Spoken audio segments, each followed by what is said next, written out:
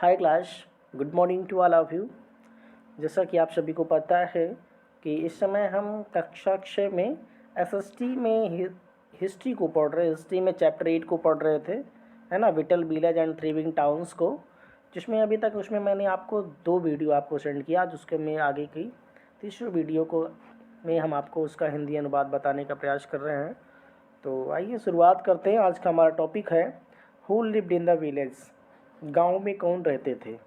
ठीक है, गांव में कौन रहते थे, ये हमारा टॉपिक है आज का। देखना, चलिए शुरू करते हैं। There were at least 3 different kinds of people living in the most village in the southern and northern parts of the subcontinent. देखिए, इस उपमहाद्वीप के दक्षिणी तथा उत्तरी हिस्सों के अधिकांश गांवों में कम से कम 3 तरह के लोग रहते थे। ठीक है, आगे लिखा है, in Tamil regions large land owners were known as Vellalar, ordinary ploughman were known as Uzhavar and landless labours including slaves were known as Kadaisiyar and Adimai. ठीक है, देखिए आगे लिखा है कि यानी बताने का मतलब है इसमें कि तमिल क्षेत्र में, तमिलनाडु के क्षेत्र में, तमिल क्षेत्र में भूस्वामियों के, जिनको बेल्लाल है ना, बेल्लाल इनको साधारणतः कहा जाता था। साधारणतः से इसमें बात करें तो हलवाहों को इसमें जोड़ा जाता था, उड़वावर होते थे, और भूमिहीन मजदूर दास, कार्डसियार और अदमाई कहलाते थे।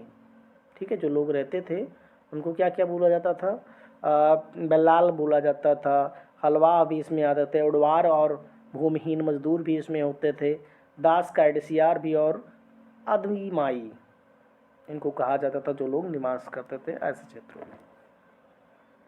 ठीक है, इन the northern part of the country, अगर देश के उत्तरी हिस्सों में, ठीक है, देश के उत्तरी हिस्सों, in the northern part of country, देश के उत्तरी हिस्सों में, the village headman was known as the gram bhojak, गांव का प्रधान व्यक्ति ग्राम भोजक कहलाता था।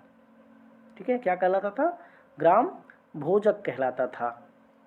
Usually man from the same family held in the position for generation, मुख्यतः अक्सर एक ही परिवार के लोग इस पद पर कई पीढ़ियों तक बने रहते थे।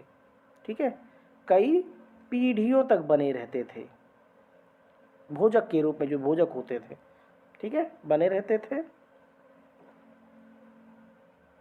इन अदर वर्ड्स, दूसरे शब्दों में अगर हम कहें तो,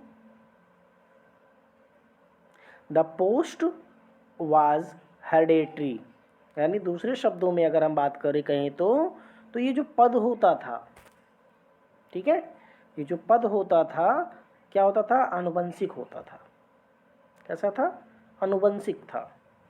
the gram Bhojak was often the largest land owner, यानी ग्राम भोजक के पद पर आमतौर पर गांव के सबसे बड़ा भूस्वामी होता था।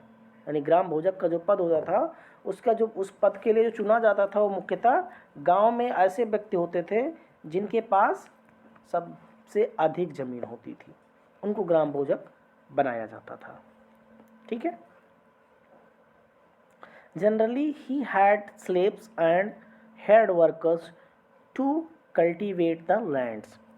इसके अतिरिक्त साधारणतः इनकी जमीन पर इनके दास और मजदूर काम करते थे।